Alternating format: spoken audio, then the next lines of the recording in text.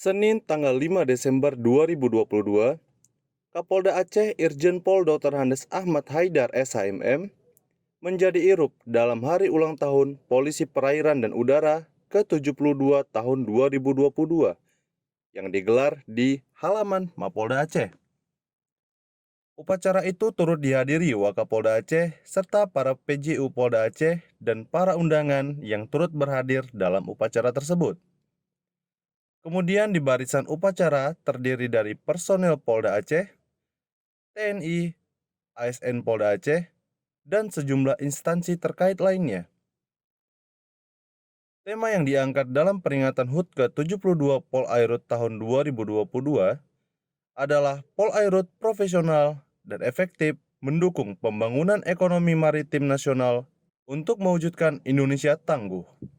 Di sela-sela amanat yang disampaikan, Kapolda mengajak seluruh peserta upacara sejenak untuk mengirimkan doa atas musibah hilang kontak helikopter Polri NBO 105P 1103 di Bangka Belitung. Semoga amal ibadah awak helikopter yang gugur dalam musibah tersebut diterima di sisi Allah Subhanahu wa taala.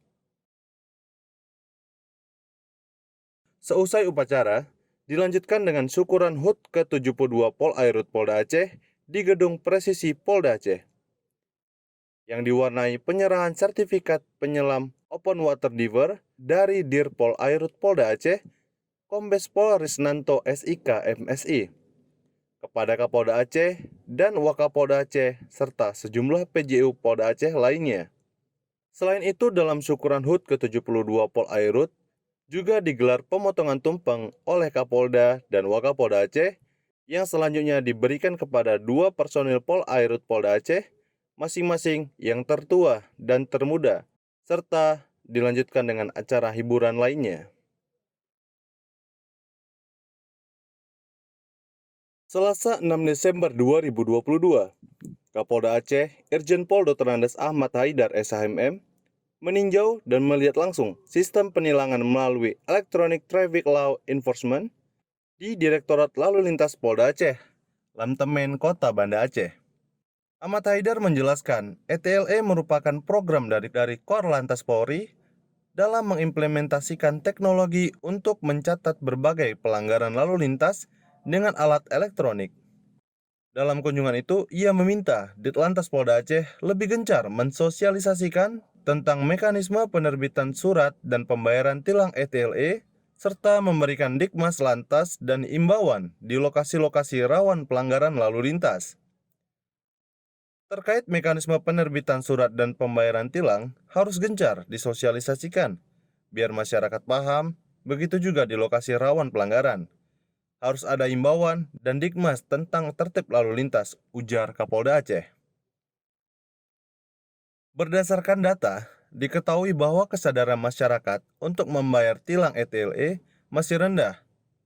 Oleh karena itu, perlu adanya sosialisasi aktif di beberapa satpas, SIM, STNK, dan satuan kerja Ditlantas, termasuk kantor-kantor dinas Pemda.